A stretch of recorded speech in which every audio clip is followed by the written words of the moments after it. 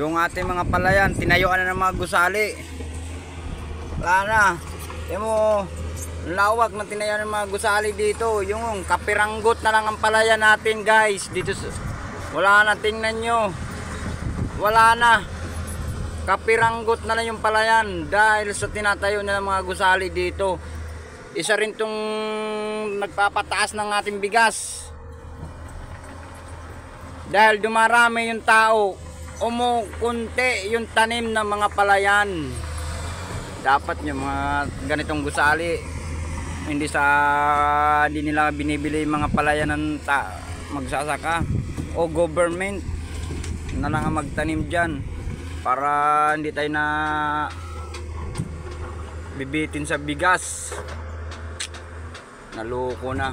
Yan na lang, kapiranggot na lang. Sa lawak nitong kinain nitong gusali na to, ito na lang ang natirang palay.